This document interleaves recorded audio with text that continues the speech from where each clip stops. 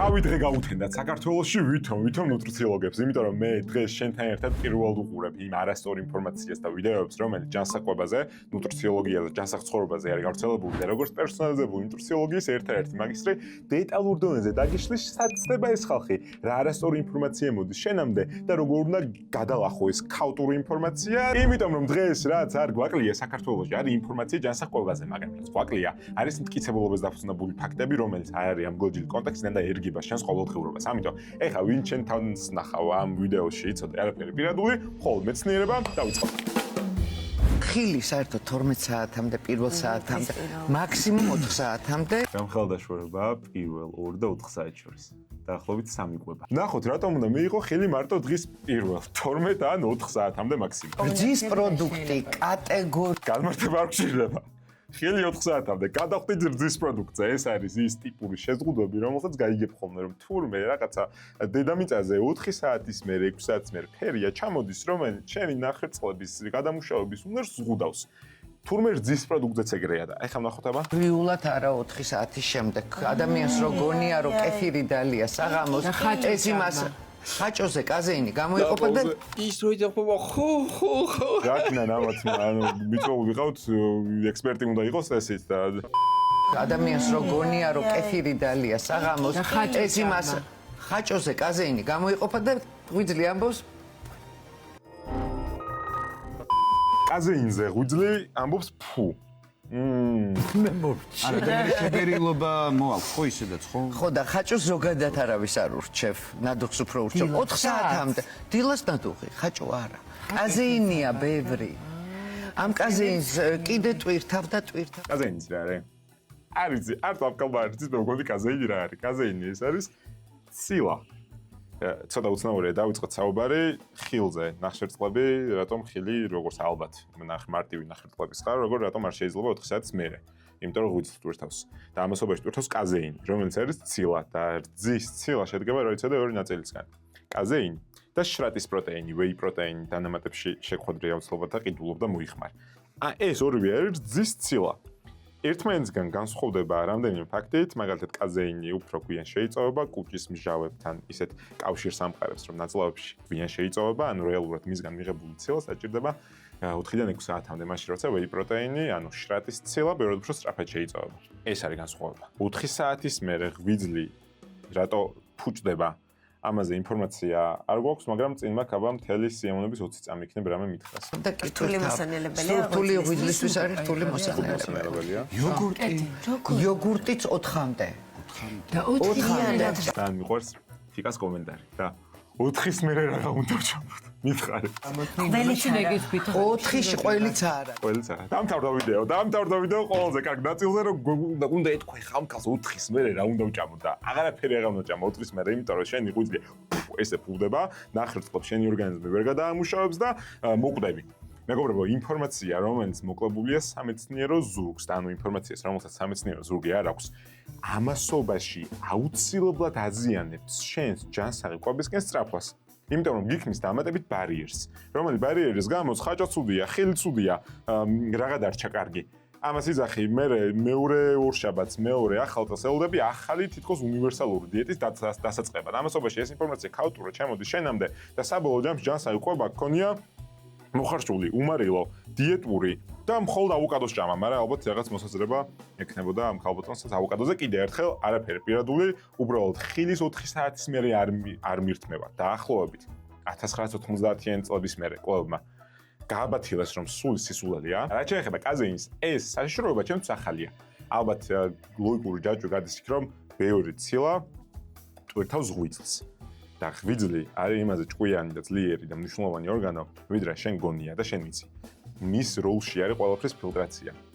მათ შორის მე თირკმალთან ერთად მიღებული ცილის, მაგრამ არანაირი მტკიცებულება იმისი, რომ კაზეინი ღვიძლს ტვირთავს, მით უმეტეს რაიმე ცირკადულ რითმზე იყოს მიმული 4 საათის მერე ჭამა არ შეიძლებოდეს, მაგის არ არსებობს. ხილი მიირთვით თავისუფლად, რა თქმა უნდა, ხილში მაქვს გლიკემიური ინდექსის შორის განსხვავებები. ზოგიერთი ხილი მეტად სასურველია, დაძინებამდე 9 საათი ადრე. იმიტომ კი არა, რომ გაგასუქებს. იმიტომ რომ შაქრების უზღვავი რაოდენობით შემოიდინე, უბრალოდ ენერგია გაქვს მეტი და კი არა, დაიძინო, წახვიდე და ირბინო. სხვა შემთხვევაში ხილი, ისეთ ხილი, რომელსაც აქვს დაბალი კალორია, მაღალი ბოჭკო, დაბალი ფრუქტოზა და გლუკოზა, მაგალითად კენკრა, შენი იდეალური მეგზური და მეგობარი შეიძლება იყოს საღამოს დაძინებამდე 2-3 საათით ადრე კუჭირო აგიწრიალდება. ორი ყველაზე საშინელი ხილი, რომელსაც უნდა მოერიდო. ისევ ხილზე ვართ. ისინი ან ძალიან უნდა შეამცირო, ან საერთოდ უნდა ამოიღო შენი რაციონიდან. აბა. პირველი, ეს არის ყურძენი. მასში ნახშირწყლები გლუკოზის სახით გვევლინება. გლუკოზა კი არის სოკო კანდიდას ძლიერი, უძლიერესი მკვლელი. სოკოზე გადახტომას ნამდვილ დავულებთ. ჯერ დავიწყოთ იმით, რომ ყურძენი ზოგადად ხილს შორის საშუალოდან მაღალი გლიკემიური ინდექსით ხასიათდება. გლიკემიური ინდექსი ეს არის ახალი სოკოს სახეობა, არა. გლიკემიური ინდექსი ეს არის რამდენად მოქმედებს მიღებული ნახშირწყლოვანი პროდუქტის შენ სისხლში შაქრის დონეზე. ყურძენი, ბანანი, ვაშლი ამ ყველა ხილში ძირითადი ნახშირწყლების წყარო, შაქრების წყარო არიან დისაქარიდები. ამ დისაქარიდში კონკრეტულად საქაროზა, ანუ ფრუქტოზა და გლუკოზა. ფრუქტოზის და გლუკოზის წყვილი არის ყველა ხილში. უპირატესად წამყვანი მათ შორის ყურძენში, ამიტომ დებულება რომ მასში ნახშირწყლები გლუკოზის სახით გვევლინება. როგორც ყველა სხვა ხილში პლუს ფრუქტოზის სახით. ეს არის კომბინაცია საქაროზა ქვია, მაგიდის შაქარს რო იღრი, მანდაც გლუკოზა და ფრუქტოზა, არის ფიქრობ რომ მარტო გლუკოზას ჭამს საიდანმე ექსკლუზიურად და ეხლა მოусმინოთ სოკოზე. ეს სოკო კანდიდას ძლიერი, უძლიერესი მკვლევარი. შეუძლია მას გამოიწვიოს შებერილობა, მუცლის ტკივილი, ნაწლავების გაღიზიანება და ასე შემდეგ. და კიდევ ის მკვლევარია გლუკოზა იცი შენს უკარისში.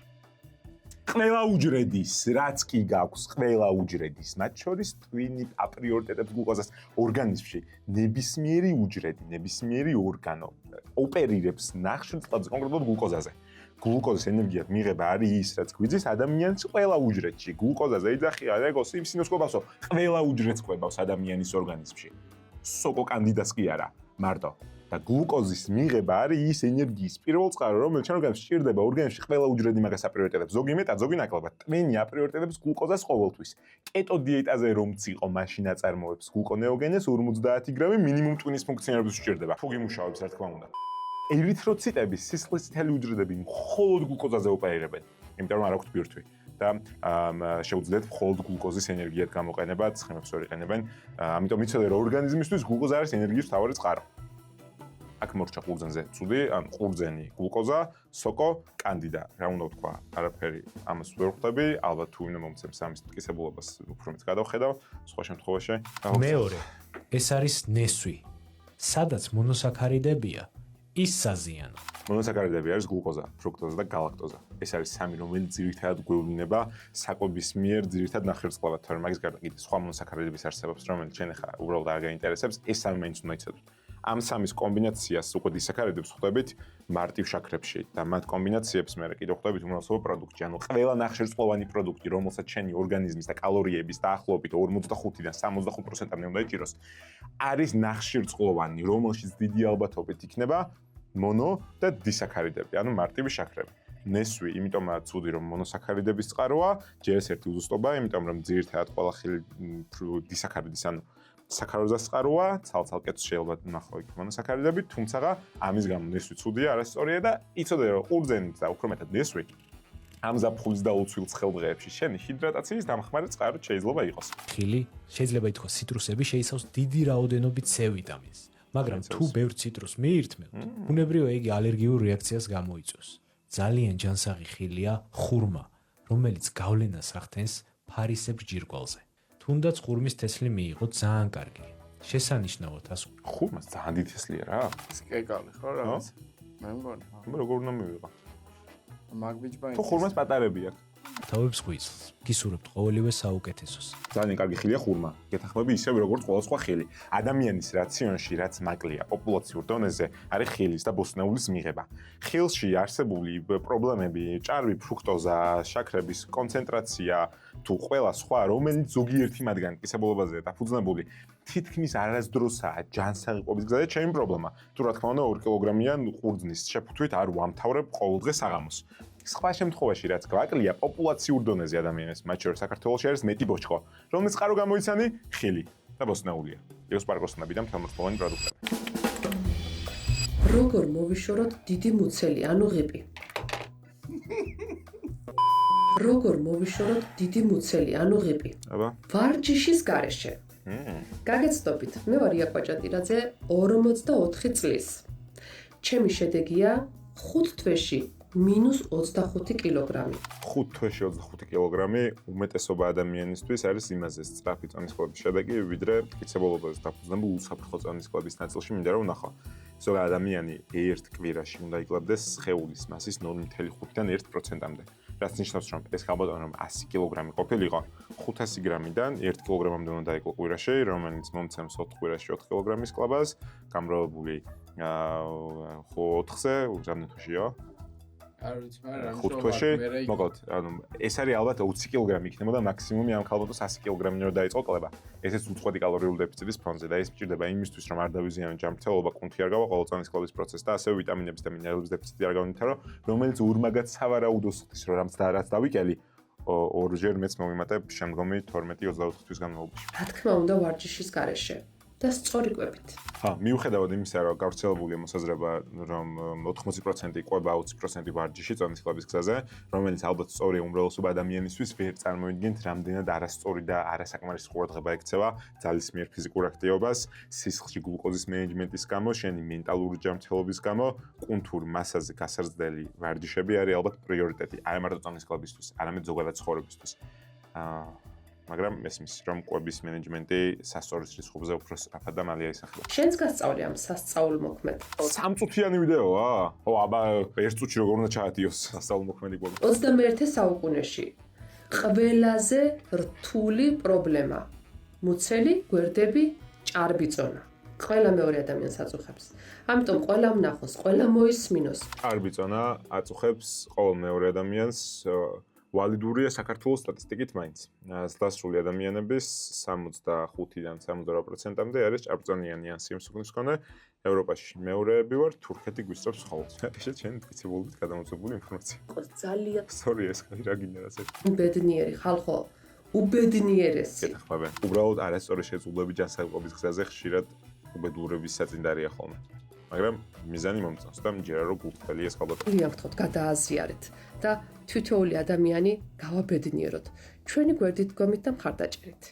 მაშ ასე პირველი. შენ დილით გაღვიძებიდან მინიმუმ 1 საათში აუცილებლად უნდა ისაუზმო. რადგან შენ დილით საუზმეს არ იღებ თავის დროზე. ორგანიზმი იწყებს თავდაცვის რეჟიმში გადასვლას და რასაც შემდეგ იღებ თქვენ დღის განმავლობაში, ყველაფერი გადააქვს აბსოლუტურად ცხიმში. იმიტომაც სუქდებით და იმიტომაც გვეყინება წონა. მეორე. პირველი. საუზმო თუ არ საუზმობა არის სადებატო თემა. მტკიცებულობები გვეუბნება, რომ ზრდასრული ადამიანისთვის საუზმე ან მისი გამოტოვება არის სუფთად ინდივიდუალური გადაწყვეტილება, რომელსაც შეუძლია სარგებელიც ჰქონდეს შენ ჯანსაღყოფის გზაზე და ნეგატივებიც ჰქონდეს ჯანსაღყოფის გზაზე. ვინ ტოვებს საუზმეს დილით და ვისთვის არის უფრო სწორი საუზმის გამოტოვება? ადამიანები არიან მეუბნებიან, რომ დილით საუზმე ჩემთვის არ კომფორტული. ვერ ვასწრებ, არ სიამოვნებს ზოგიერთ ადამიანს უქმს, რომ საუზმოთ მე უფრო მშვიდება დღის განმავლობაში. და არიან საპირისპირო მეორე ადამიანები, ვინც სწორი საუზმით საფუძველს უყრის თლიანი დღის ჯანსაღყოფის სტილს, ოღონდ სწორი საუზმით, რომელიც არის მაღალცილოვანი, მაღალი ბოჭკოს და ჯანსაღი ცხიმების შემცველით, რომელიც წინასწარ განსაზღვრავს უკვე მთელი დღის განმავლობაში, როგორი ნუტრიენტული ღირებულებებით გააგრძელებ დღეს. ადამიანები, ვინც ვარჯიშობ და ფიზიკურად აქტიურობენ, მით უმეტეს ხალბატონები, უზმოდ ვარჯიში არ არის პრიორიტეტი, რომელსაც გირჩევდით თქვენი ჰორმონალური ჯანმრთელობის დაცვიდან გამომდინარე, მაგრამ საუზმობა თუ არ საუზმობა, რომელსაც 18 საათიან დიეტაში შევხვდებით, არის სუფთა არჩევანი ადამიანის, მინახავს ადამიანები, ვინც არ საუზმობს და მიუყვება ჯანსაღყოფას და ჯანსაღი ცხოვრების სტილს, აღწევს მიზანს და ჯანმრთელია და ადამიანები მინახავს, ვისთვისაც საუზმის, სწორი საუზმის დაწყება გარდამტეხი ყოფილა ჯანსაღყოფის გზაზე. ამიტომ ეს ორი გასათვალისწინებელია, თუმცა თუ არის საუზმე ყველაფერი, რასაც შეჭამ ორგანიზმის ცხიმში წაიღებს, არანაირი ბიოქიმიური, ბიოლოგიური, ფიზიოლოგიური კავშირი ამ ორ პროცესს შორის არ არსებობს. არასოდეს არ გამოტოვოს სადილე. როგორც დილის საუზმეა აუცილებელი, რა თქმა უნდა სადილიც აუცილებელია. სადილე უნდა იყოს 2-ზე ან 3 საათზე. არანაირი მტკიცებულება არ არსებობს, რომ საათობრივი კონკრეტული საათი არსებობს დღის განმავლობაში, რომელიც დროსაც უნდა ისაუზმო, უნდა ისადილო და უნდა ივახშმო. ითვალისწინებ დაძინებამდე 3-4 საათიან წესს, რომელიც დროსაც წყვეტ ყვებას 3-4 საათი ადრე დაძინებამდე, ითვალისწინებ ყვებათა შორის შუალედებს და ამასობაში ითვალისწინებთ, რომ შენი ყვება იყოს იდეალურ შემთხვევაში რეგულარული. ანუ მე თუ დღეს პირველიდან 2 საათამდე მაქვს ლანჩი, ხვალზე იქ მასზე თუ პირველიდან 2 საათამდე ვქნებ ლანჩი, იდეალურია.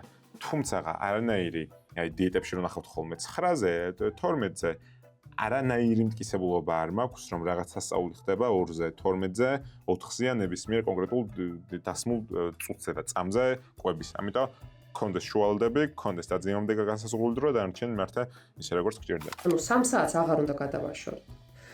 რა უნდა შედიოდეს ახლა თქვენ სადილში? აუცილებლად ბევრი ვიტამინი, მინერალი, ცილოვანი პროდუქტი და უჯრედისი. ისევ როგორც შენ საუზმეში და შენ ვახშამში. მესამე, არასოდეს არ გამოტოვო ვახშამი. ძალიან ბევრი ადამიანი მწერს, აი 6-ის მერე არ ვჭამ. არა, ძალიან დიდი შეცდომაა. ვახშამი უნდა მიირთვათ 8 საათზე. დაძინებამდე 3-4 საათი ადრე. ყველაზე დიდი მაქსიმუმ 9 საათზე. დაძინებამდე 3-4 საათი ადრე. ბოლო ყვება, იმის შემდეგ არა. არც მანამდე და არც იმის შემდეგ. 8 ან 9 საათი უნდა იყოს თქვენი ვახშმის დრო. ვახშამი ასევე უნდა შედგებოდეს დაბალკალორიული, დაბალანსებული, ცილებით სავსე და უჯრედისით სავსე, რადგან ჩვენმა ორგანიზმმა ძალიან მარტივად მოახდინოს საკვების გადამუშავება და სწორად გადანაწილება. ხო, დაბალკალორიული, მაღალცილოვანი, მაღალბუჩქოვანი და ამასობაში სუბუქი ვახშამი ერთმანეთში ყოველთვის არ ჭდება ხოლმე. თუმცა რა თქმა უნდა, გვაქვს მაგის ალტერნატივები, მაგალითად რძის პროდუქტი, რომელიც ხება მაღალი ცილის შემცველობით, მაგრამ ამ ვიდეოს და პირველ ვიდეოს თუ ერთმანეთს შევდახოთ, იქ კაზეინი არ მოსულა დაძინებამდე. აი აქ მივედით სწორედ. დაბალანსებულად იკვებეო, გეუბნება ქალბატონი, მაღალცილოვანი სუბუქითო, გაგახსენდა რძის პროდუქტი და ის ვიდეოც გაგახსენდა მერე კაზეინი არ შეიძლება 4-ის მერეო. სად არის სიმართლე? სიმართლე იქ არის, რომ ყველაფერი ინდივიდუალურია. არანაირი მტკიცებულობა არ მაქვს იმის, რომ საღამოს ვახშამი არ უნდა იყოს, ვიცი, 9 საათის მერე. დაძინებამდე 3-4 საათი ადეკვატური შუალედი იქნებოდა, რაც უფრო უახლოვდება ძილს, მით უფრო შემცირე პორცია. რაც შეეხება ცილას, რძის პროდუქტი კარგი ალტერნატივაა, ბოჭკოსთვის თხილაუთესლეული, კენკროვანი ხილი, იდეალური ალტერნატივაა. ანუ აქ მთავარი აზრია, უნდა იყოს დაბალანსებული მოყვები, უნდა იყოს მაღალცილოვანი მოყვები, უნდა იყოს მაღალი ბოჭკოთი მოყვები, როგორც დღის ყველა ყვება იდეალურ შემთხვევაში უნდა ითვალისწინებდეს ჯანსაღი. თაფშის პრინციპს. ამ ქალბატონმა რაც შედეგიც მიიღო, ულოცავ, რა რჩევებიც მომცა. არაფერი მაზიანებს ესე პირდაპირ გარდა იმისა, რომ არასწორ ჩარჩოებს მაძლევს, რის გამოც უფრო მეტად მეშინია ჯანსაღობის გადაწყების, ვიდრე მინდა ჯანსაღობის დაწყება.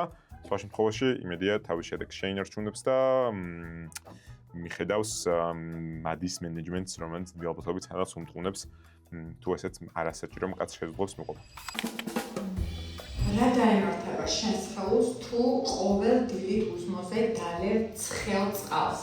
ჯერჯერობით დაფშვის არ შემიხედავს ამ ქალბატონისთვის რონალდოს უყურებ როგორი ახალგაზრდა Herbalife-ის რეკლამაში. ეს ესე ხდება ზოგადად ამ ცხოვრების ბოლომდე გაფორმებულ ხელშეკრულება? თუ ერთხელ იყიდეს და ეხლა ყველგან რონალდო უნდა ყავდეს Herbalife-ს გამოტანილი. არ ვიცი, რავი, ერთხელ გახდა რაღაც. რა შეშალა ამ Herbalife-ს ესეთი, კიდე და ამ რონალდოს. პირველ რიგში ორგანიზმი სწრაფად დაიწყებს ცხიმის წვას. ცხელ წყალს ვამდირით. ეხლა წავიკითხე დაფა. რა დაემართებათ ყოველდღიურად უზმოს დაიწყოთ ცხელი წყლის დალევას. ორგანიზმი სწრაფად დაიწყებს ცხიმების წვას. ადუღებული ცხელი წყლის დალევის არანაირი სარგებელი არ მაქვს ერთი რაღაცის გარდა. ადუღებული ცხელი არა, ოთახის ტემპერატურის წყალი გაღვიძებისას არის ალბათ ყველაზე სწორი ტემპერატურა, რა გააკეთო? ერთი, შენ ჯერ გამოუფხიზლებელ საჭმელებელ სისტემას გამოფხიზლების სიგნალი მიცე. ოთახის ტემპერატურის წყალი არის ის, რომელიც უფრო სწრაფად დატოვებს საჭმელებელ სისტემას, გაიხსენებ ბოლოს ცივი წყალი რო დალიე. აი ეს მოძრაობა რა გააკეთე. შენ სხვაგან მიდიხარ, ცოტა ხანი წყალი სხვაგან მიბუღბუღებს. ოთახის ტემპერატურა არის ის ტემპერატურა, სადაც ადეკვატურად მოხდება სითხის მალე შეწოვა და შემდგომ უჯრედებთან მიტანა, ანუ ჰიდრატაციისთვის ოთახის ტემპერატურის წყალი ასე თუ ისე ადეკვატური, მაგრამ ზაფხულის ცხელ დღეს ცივი წყალიც დალიე. იმიტომ რომ თურმე რაზეც იწובה კალორიები, ამაზე იყო მინი. ერთკაციანი კვლავა ჩატარებული არის ნახი მაქვს ყოველ შემთხვევაში, რადგან იწვება კალორიები. არის ცივი წყლის ტემპერატურული გადამუშავება, რომ მოერგოს იმ ტემპერატურას, რომელიც ორგანიზმში გჭირდება. ანუ რეალურად კალორიებს რაც იწვევ, ცხელი კი არა. ცივი წყალი ყოფილა, მაგრამ მამკაცმა რო დალია დღეში 3 ლიტრი გაყინული წყალი, დღის ბოლოს 63 კალორიით მეტი დაწვა. ღირს კუჭის ამოგდება 63 კალორიისთვის არ ღირს. მაგრამ თურმე რაღაც საპირისპიროდ ყოფილა, ვიდრე ცხელი წყალი ცხიმსოს, არ წოვს. აღიჩქარდება დროებით მეტაბოლიზმი. წარმოდგენა არ მაქვს მეტაბოლიზმის კალორიას წახის, მაგრამ რას უნდა ეძახდეს, არ გიჩქარდება. არის ორგანიზმი დეტოქსიკაციას და ჩვენ დეტოქსიფიკაციას ორგანიზმი, დეტოქსიფიკაციას, აი უკვე დამაშტერა ვიდეო. ისეც გადის. შენი ღვიძლი ორგანო, რომელიც დეტოქს ფუნქციებს ჩართულია, არ ჭირდება არანაირი მაგიური წვენის და გადაღდუღებული წყლის დალევა იმისთვის, რომ დეტოქსი დაჩქარდეს. ორგანიზმიდან ადვილად გამოიდევნება ტოქსინები. აუმჯობესებს სისხლის მიმოქცევას.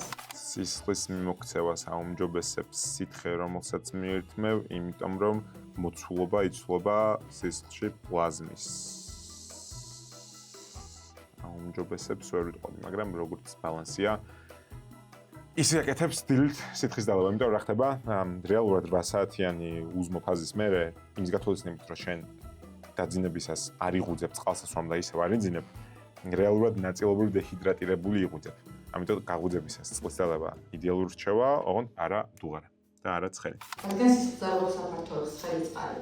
ცხელი წყალი სისხლძარღვებსაც გააფართოვებს, იქნება საშუალებელი სისტემის პირველი განყოფილებები, სანამ ტემპერატურულ ნორმას მიუახლოვდება, იმიტომ რომ ადამიანები ცივსისხლიანები არ ვართ და სისხლში არ შეთხლაშუნდება 40 გრადუსი მდუღარი წყალი. და რასაც გაგიფართოვებს, იქნება აი ეს ნაწილი საშუალებელი სისტემის სისხლძარღვები კი და ყურადღებით იყავე, თუ გაქვს რაიმე დისკომფორტი ან დარღვევები, კუჭის ყული ეროზიები, გასტრიტები, როგორც ძალიან ცივი, ისევე ძალიან ცხელი წყალი შეიძლება შენს პრობლემა იყოს, ამიტომ მიმართე გასტროენტეროლოგს ან რონალდუს. ასტიმულირებს საჭმლის მომნელებელ სისტემას. ეს ნამდვილად ესეა, უბრალოდ ცივი წყალი ცესტი მუდრებს ნაწილობრივ და შეიძლება ნახო, რომ შენ საშუალო რაღაც სიამოვნება მიიღო. თუმცა ეს ალბათ ძალიან მინორული ბენეფიტია და ჩვეულებრივ ოთახის ტემპერატურის წყალიც იგივე რაღაცას გიზამთრებს. ცხელი წყალი ეხმარება დეჰიდრატაციაში. ეხმარება დეჰიდრატაციაში, ანუ ორგანიზმს ეხმარება წყლის სითხის ბალანსის დაქვეითებაში. უშლის წარმოიდგინეთ დაბერებასაც კი, რადგან კანიდან გამომაქვს ტოქსინები. ამიტომ შენ თუ არ დაგიწყია დილით უზმოზე ცხელისხლის დალევა, აუცილებლად დაიწყე და მე როგორ ვაკეთებ? ნადგამ წყალს გამაინტერესებს წინ. რა ლოგიკით ხვდება? ანუ რა გონია ადამიანის ორგანიზმი, როცა ცხელ წყალს სვამ და ის კანს დეტოქსიფიკაციას უკეთებს. ბიჭო, საუნაში ერევა შეიძლება. ცოდოა არა აქვს ნახე. პასხალ ცხელ წყალს ოღონდ ადუღებამდე არ მიიყვანოთ წყალი და დალიეთ დაახლოებით 40-42 გრადუსი წყალი. თქვენ თვითონ გავაკეთეთ შედეგი და დამიწერეთ კომენტარებში და აუცილებლად გამიზიარეთ. ძალიან მაინტერესებს ამის კომენტარებში რამდენმა დაინბურა ენა. ირონიული არაფერი, მაგრამ ჩემი მოთმინების ზღვარი იწურება იქ, სადაც ადამიანის ჯანმრთელობის საფრთხე და რისკი შემოდის. წინა ვიდეოში ქალბატონზე ნახეთ, თვითონ დაიკლა, გვირჩია დაბალანსებულად იკვებაო. ეს ქალბატონი გვირჩევს, რომ 42 გრადუსი წყალი დავლიო, რომელსაც აი ამ 7 პუნქტიდან არც ერთი ვალიდური არ არის, რომელიც მათ შეიძლება დააზიანოს ადამიანის ჯანმრთელობა. აი გადის შემი წითელი ზღვარი. ადამიანი, რომელიც ნებაყოფლობით ირჩევს გავრცელოს არაზუსტ ინფორმაცია, რომელიც შესაძლოა აზიანდეს ადამიანის ჯანმრთელობას, არის წითელი ხაზი და ეს ძალიან უწოს ეს ვიდეოები, იმიტომ რომ 1001 მსგავსია და ხშირად ელოდეთ და ვიღაცები თქვენი თავის ნახოს ელოდეთ ამ ვიდეოებში. თქვენ თქვით, რომ უცხი მოცილა შაქრად იქცევა. ეს თემები უფრო რო განვიხილოთ, სწორად როგორ მივიღოთ? რა თქვა ამ კაცმა? თქვენ თქვით, რომ უცხი მოცილა შაქრად იქცევა. ეს თემები უფრო რო განვიხილოთ, სწორად როგორ მივიღოთ ცილა. როგორ განვიხილოთ? შეიძლება მეტი ცხიმით.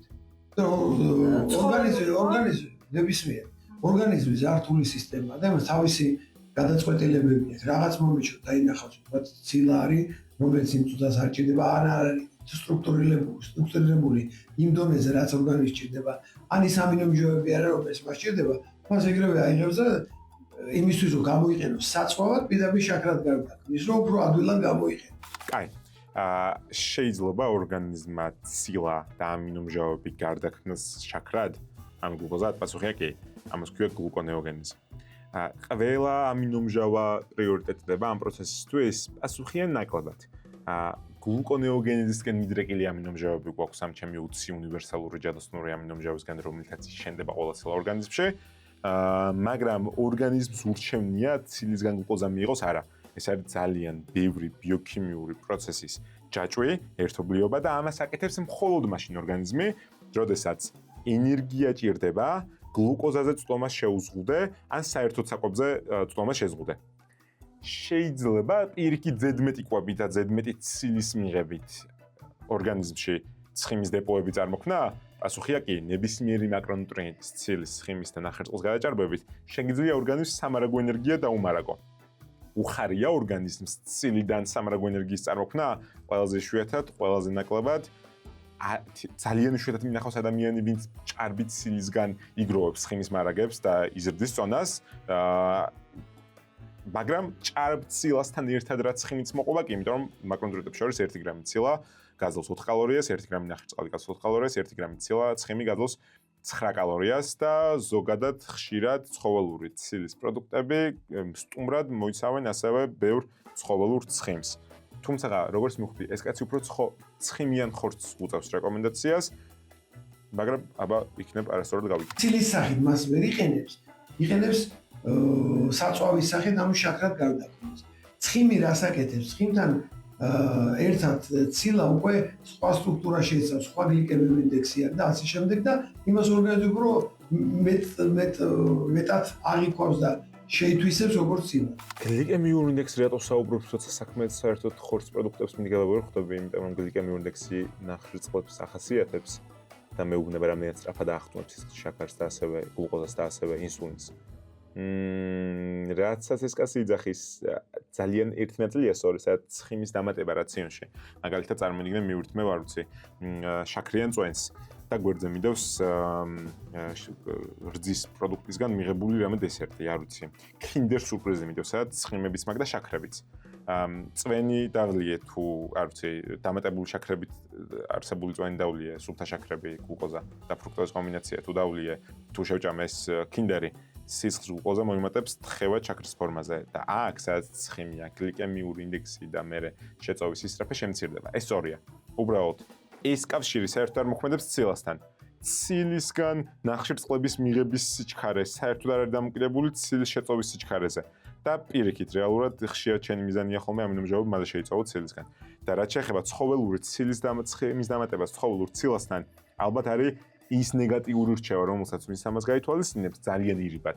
უფრო მეტად საზიანო იქნება მის შემთხვევაში და ვიდრე სასარგებლო, იმიტომ რომ ქართველებს რაც გვიყვარს არის ცხოველური ცილა, ცხოველური ცხიმი და ბევრი არ ვიცით საქართველოს ნუტრიენტულ სტანდარტებზე, იმიტომ რომ არაფერი ხდება მსგავს ჩვენ ქვეყანაში, დღემდე არაფერი ხდებოდა ყოველ შემთხვევაში, რომ საოცრად შევსვლით. თუმცა რაც გვიჭირს, რაც პრობლემაც გვაქვს, არის ჭარბი მარილობის მოხმარება და ჭარბი ნაჯერი ან ცხოველური ცხიმის მოხმარება.